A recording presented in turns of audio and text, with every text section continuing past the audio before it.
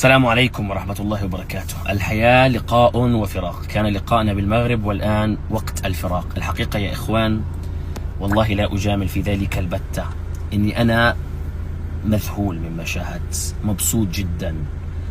شعب كانت معلوماتي عنه قليلة الحقيقة، أنا آسف، ومثلي مثل كثير من أهل الشرق ما كنت ملم كثيرا بالمغرب، بعرف أشياء منيحة وكويسة، بس اللي كنت أعرف فعليا لا، لما جيت هون تغيرت نظرتي تماما، سواء من ناحية البلد كبلد وتقدم وحضارة أو الإنسان. الشعب المغربي يا إخوان يفوز فوزا عظيما. يمكن إحنا يا إخوان في الشرق شوي بنحب نختصر على حالنا موضوع إنه نطلع على المغرب وعلى ثقافة المغرب وعلى أهل المغرب من منطلق حاجز اللهجة، يعني فبنحاول نريح حالنا إنه ليش أعمل مجهود. والله يا اخوان عندهم لهجه اولا تفوز وخفيفه الدم وسهل فهمها، لان اللهجه الدارجه عندهم اللهجه الدارجه اللي الكل بيفهمها. الامر اللي شفته كله حتى الان هو الرباط وجزء بسيط من كازابلانكا الدائره البيضاء، ما بالك المدن الاخرى الكبيره اللي بتوصلني رسائل منها من كل مكان. دخلت دورت شفت، طلعت كل مدينه لها طابعها الخاص وحضارتها وثقافتها وناسها ولهجتها حتى الخاصه بها.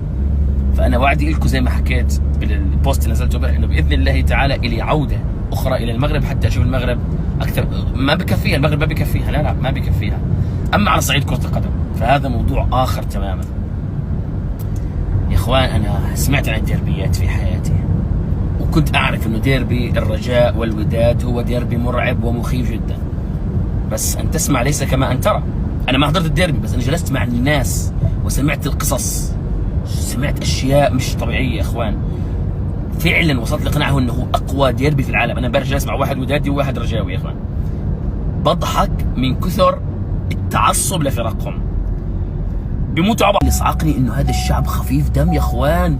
انا امبارح جالس جلسه مع 3 مغاربه موتوني ضحك، موتوني، سقطت عن الطاوله من كثر الضحك يا اخوان. كاين عندكم خفه دم انا لا اعرفها، ما بعرفكم شعب خفيف دم، بيموتوا ضحك، بيموتوا ضحك يا اخوان. غير طبعا غير انه كرم الضيافه وحسن الاستقبال يا اخوان. والله لو شعروا انك بس بدك اشي، شعروا انك بدك اشي بس بدون ما تتكلم، شوف كيف بركضوا عليك ركض بحيث انك ما تطلب. اغدقوا علينا الكثير، اكرمونا كثيرا والله. شوف المغرب مثلا التطور. المغرب بلد كثير حلو. طلع مثلا انا قدامك ورب الكعبه هذا مثال امامك، هي انا في شارع، شوف البلد كم هي نظيفه. شوف هاي ملعب مولاي عبد الله، احد ملاعب كاس العالم، اجمل ملعب في القاره الافريقيه، يلا استلم. وغيره سيكون هناك ملاعب اخرى جاهزه للاستضافه سواء في افريقيا القادمه في نهايه هذا العام او في كاس العالم 2030 يا اخوان. البلد تفوز بلد جميله، علما انه انا لا اعتبر شهاده المغرب الان.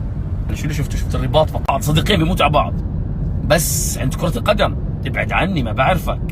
عملت مقارنات، سالت طب لو لعب الرجاء معك مع الفريق الفلاني، او لعب مع انديه من خارج المغرب، او لعب مع كيانات معروف انها مكروهه، لا وربك عم سيشجع العكس.